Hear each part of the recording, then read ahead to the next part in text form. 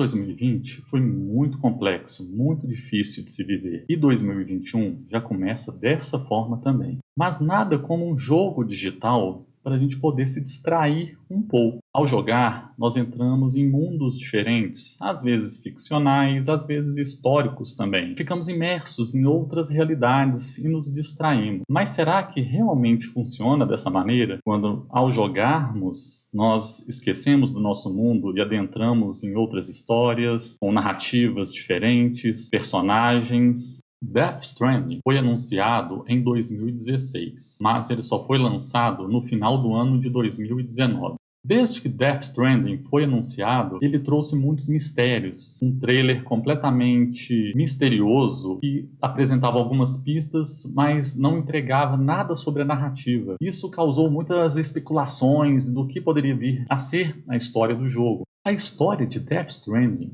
é bem complexa e um pouco difícil de acompanhar. Mas, de uma forma bem resumida, eu vou tentar situar aqui para a gente poder entender um pouco desse mundo onde nós estamos pisando. A história se passa nos Estados Unidos, num mundo, digamos, pós-apocalíptico, onde aconteceu uma grande catástrofe. E inicialmente acreditava-se que era a Terceira Guerra Mundial, várias explosões nucleares. Não sabemos ao certo em que ano o jogo se passa, mas tudo dá a entender que é um futuro não tão distante assim, onde a tecnologia ela já está mais desenvolvida, mas que também não é uma tecnologia tão distante assim da nossa realidade, mais ou menos como acontece no seriado Black Mirror, né? Um futuro não tão distante assim. Nós temos um Estados Unidos totalmente segregado, separado, onde as comunicações, a internet, ela existe, mas essa conexão entre as pessoas, ela foi cortada. As pessoas, os sobreviventes, as pessoas que ainda restam nesse território dos Estados Unidos, agora dizimado, elas vivem separadas umas das outras, com poucas conexões, não circulando também fora dos ambientes seguros de onde essas pessoas vivem. Mas então nós temos esses Estados Unidos totalmente dizimado, não existe um governo, né, que unifica todas essas nações, esse território. E existe ainda dentro do jogo tantas outras questões, né? Essas explosões sucessivas que aconteceram no mundo todo, que, como eu já disse, acreditava-se que eram ataques terroristas. Na verdade, mais tarde são chamadas no jogo de obliterações. São explosões que aconteceram e que meio abriram como se fosse um portal entre o mundo dos vivos e o mundo dos mortos, e surgiram as EPs, que são entidades sobrenaturais que ficam pairando sobre as regiões. Por isso que se torna também tão difícil de se locomover sem ser atacado por essas EPs. E quando há o contato de uma EP com um ser humano, acontece a obliteração, que é uma grande explosão que acaba destruindo um grande espaço físico. Existe também a Timefall, é uma chuva temporal. E o que ela faz? Quando ela chove, tudo que ela toca, ela acelera o processo de envelhecimento. Então, se ela toca planta, ela pode fazer uma planta nascer muito rápido, envelhecer e morrer. E se toca o ser humano também, o ser humano acaba envelhecendo e pode vir a morrer também. E existem várias outras tantas questões dentro do jogo, né? Então, eu estou mostrando aqui só pequenos pontos, mas nós pensamos em pegar 3 elementos que aparecem constantemente na narrativa, que fazem parte da narrativa desde o início até o final. O primeiro deles, as Knot Cities, o segundo, os Preppers, e o terceiro, os Homo Demens. E mais uma coisa importante a se falar aqui, principalmente porque nessa apresentação nós não temos tanto tempo assim para entrar em questões muito teóricas, assim como está no artigo, né? O artigo vai trazer mais informações, fundamentações para mostrar como que essa análise é feita. Mas é importante para não ficar parecendo que às vezes é um achismo, né? Você pega um jogo ou uma obra de ficção e faz uma leitura sobre aquilo. Obviamente que essas leituras são feitas com toda uma base de conhecimento construído ao longo do tempo, e eu utilizo muito os conhecimentos desenvolvidos tanto na teoria dos estudos de linguagens, quanto da psicologia também, da filosofia, da sociologia. Na análise desses signos, além dos estudos de linguagem, da teoria sociossemiótica da linguagem, eu utilizei também 2 livros, 2 autores, na verdade 3. O primeiro livro é A Construção Social da Realidade, de Peter Berger e Thomas Luckmann. E o outro livro se chama Hamlet no Holodeck, de Janet Murray. De uma forma mais simplificada e tentando pegar um pouco da ideia desses 3 autores, o que eles apresentam para a gente? Eles mostram que esses mundos ficcionais ou mundos paralelos que existem em relação a esse nosso mundo, digamos, o nosso mundo principal, o nosso mundo real, mesmo que nós imersos nesses mundos ficcionais, eles estabelecem relação, estão ancorados nesse nosso mundo real também.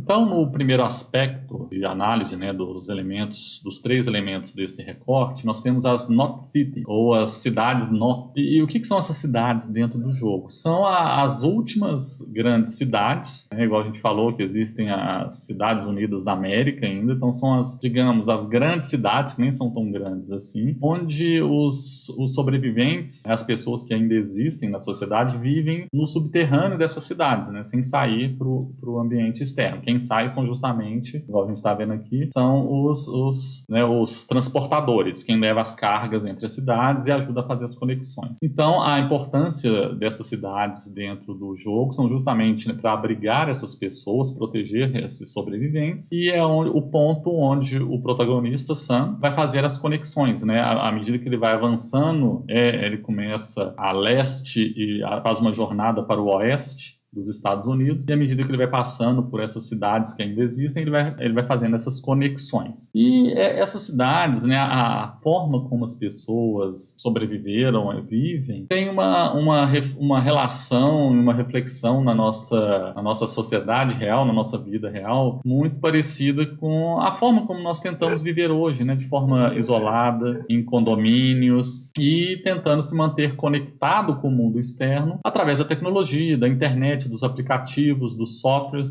muito como as pessoas que ainda existem fazem pela rede Kiral, que é como se fosse a internet que existe dentro do jogo, uma pequena rede que Sam também está reconectando as pessoas, mas as pessoas ainda conseguem se comunicar e sobreviver através dessa rede, do que seria essa internet, como nós fazemos hoje também, né? Nós tentamos manter um deslocamento muito restrito, até mesmo pela violência nas cidades, né? Nós tentamos manter da nossa casa para o trabalho, ou da nossa casa para o lazer, para um shopping, um espaço onde é mais seguro, né? A rua, o espaço público, talvez, o espaço aberto também, seja um local muito perigoso, né? O local onde está o perigo. Então, as Not Cities acabam fazendo também essa relação da forma como nós vivemos na nossa sociedade contemporânea. E o jogo faz muito essa metáfora, né? A forma como as pessoas se relacionam, né? Essas lacunas ficcionais que nós vamos preenchendo também. É um jogo reflexivo e ele foi muito categorizado como ame-o ou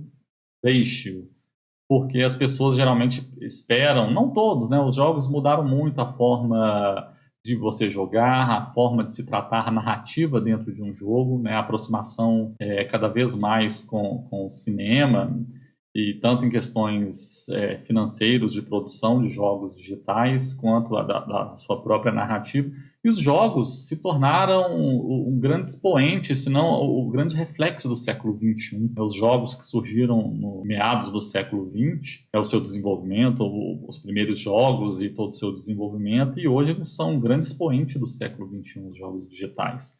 Como formas de entretenimento, de lúdico, como formas narrativas e de pesquisa e tantas outras coisas, né, de terapia, de uso de jogos no ambiente educacional, como terapia também. Essa primeira parte, né, esse primeiro recorte das Not Cities, né, essas cidades nós, essa própria simbologia do nó também, elas são muito importantes, né, elas têm essa reflexão muito importante em relação à forma como nós, seres humanos, vivemos no nosso mundo real também. O nosso segundo recorte também é bem interessante, são os preppers, os preparados. O que são essas pessoas dentro do jogo? São pessoas que optaram por viver em total isolamento. Elas não vivem dentro das Not Cities. As Not Cities, elas possibilitam, né, mais pessoas, mais famílias, um maior número de pessoas vivem nas cidades.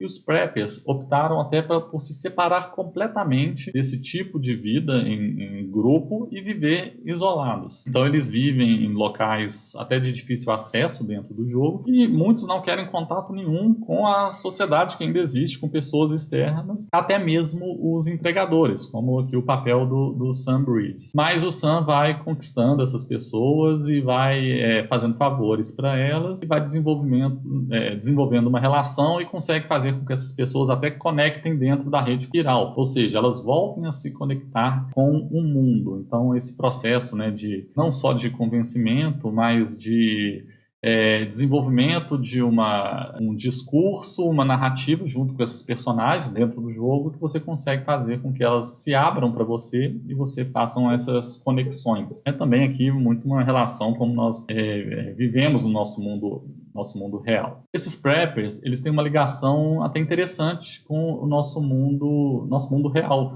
Não só por essa questão de relação, né, pessoas que querem viver mais isoladas, tanto fisicamente buscando espaços, as pessoas que deixam a cidade acabam não retornando para uma vida no campo, mas viver em condomínios mais afastados, em locais que não existam tanto trânsito assim. Mas também existem grupos de pessoas, principalmente nos Estados Unidos, chamados de preppers, que são essas pessoas que se preparam para eminentes ou futuros ataques, desde ataques terroristas até ataques de extraterrestres, até mesmo ataques zumbis. São pessoas que vivem talvez esse mundo ficcional no mundo real de uma forma tão intensa, onde eles sintam a necessidade de se prepararem, tanto em bunkers que constroem em casa, abrigos subterrâneos, e eles vão estocando comida. Muito parecido também o que acontece aqui com os preppers dentro do jogo, não esperando um ataque alienígena, mas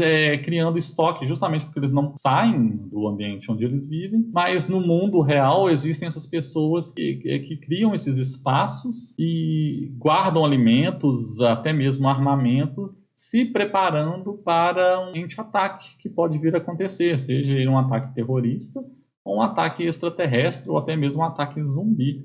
Coisa que dentro do jogo, de certa forma, né, a função dos preppers ali, o que eles esperavam acontecer, isso se consolidou, né, aconteceu uma grande explosão, grandes explosões no mundo todo, mas que foram essas obliterações que tiveram uma relação com o sobrenatural, e essas pessoas se prepararam e vivem hoje, né, elas se prepararam para esse momento que aconteceu, né, esse grande desastre global. Então, os preppers dentro do jogo possuem essa relação com esses preppers da vida real também. E por último, mas não menos importante também, nós temos os homodemens. E o que são esses homodemens dentro do jogo? É um grupo separatista, paramilitar, e eles querem que as obliterações, ou seja, essas explosões que existem causadas, né, pelas entidades sobrenaturais em contato com os humanos, essas obliterações continuem. E o mundo, como ele se encontra hoje dentro do jogo, é um mundo ideal. E eles têm uma figura, né, se a gente for criar uma associação com o nosso mundo real, muito ancorada dentro da imagem do terrorismo, dos terroristas. Eles utilizam armas, vestimentas que cobrem todo o corpo, não possuem uma figura hierárquica, né, uma estrutura hierárquica muito consolidada, mas existe uma figura ali central que acaba se tornando também o grande vilão do jogo, que é o Riggs, que é um desses terroristas, né, um desses homodemens, que utiliza até uma máscara dourada de caveira, em formato de caveira, né, então nós temos até a figura da morte também, e essa questão do vilão, né, o bem e o mal, tão próprio